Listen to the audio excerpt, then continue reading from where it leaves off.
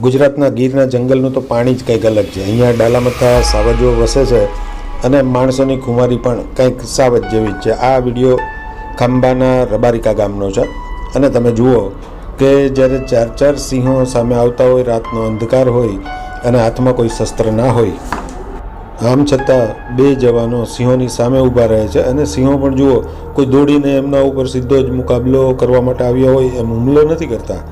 બંને જવાનો આરામથી એમના ઉપર ટોર્ચની લાઇટ ફેંકે છે અને એક જવાનના હાથમાં તો તમે જોઈ શકો છો કે મોબાઈલ પણ છે અને આરામથી એ શૂટિંગ કરે છે. જેને સિંહો એમને ઓળખતા હોય કે ભાઈ આ તો ગામનું રખોપું કરવાવાળા છે અને આ તો રક્ષકો છે, આની ઉપર કંઈ હુમલો કરવાનો ના હોય.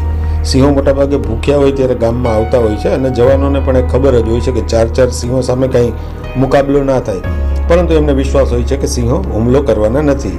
કેટલાક ગામોમાં તો જ્યારે સિંહો આવે ત્યારે ઘરમાં છુપાઈ જવાને બદલે જુઓ કેટલાક લોકો એવી હરકતો પણ કરે છે, જેમ કે હમણાં જ તમે આ વિડીયોમાં નિહાળી શકશો કે લોકો આવી રીતે કારમાં એમનો પીછો કરે છે અને સિંહોને ગામની બહાર તગેડી દે છે. ગામના લોકોની એક વાત તો એ વ્યાજબી પણ છે કે સિંહો ગામમાં આવે એનાથી એમને ભય લાગે છે.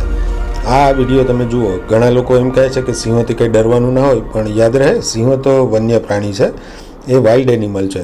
આવી રીતે એની સામે તમે બેઠા રહો બાઇક ઉપર તો એને બિલકુલ ના ગમે. હવે તમે આ વિડીયોમાં જોજો કે આ ભાઈ જે બાઇક ઉપર આરામથી બેઠા હતા એમની શું હાલત થાય છે.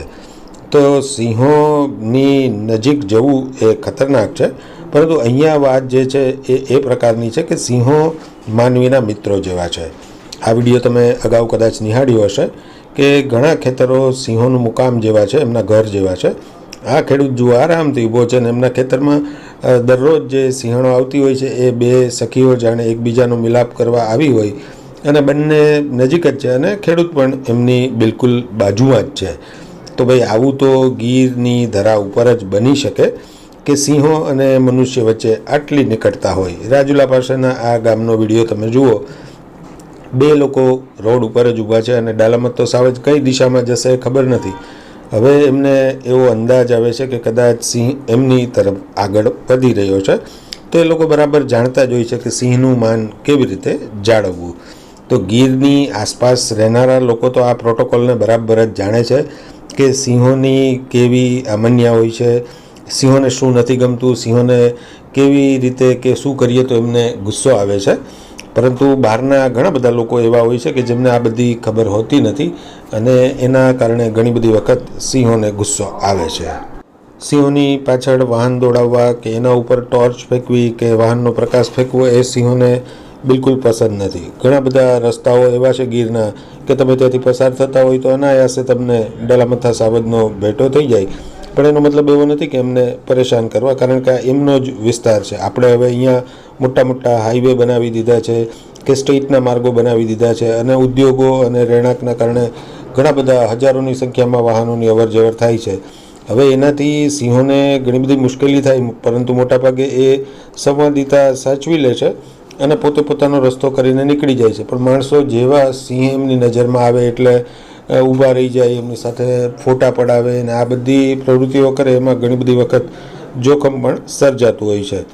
આ વિડીયો તમે જુઓ કે ગીરના સીમ વિસ્તારમાં કેવી રીતે સાંકડી એક જે કેડી છે એમાં ડાલામથો સાવજ જેવું ભાગવાનું શરૂ કરે છે તો આગળ રહેલી વ્યક્તિએ પણ ભાગવું ભારે પડી જાય છે.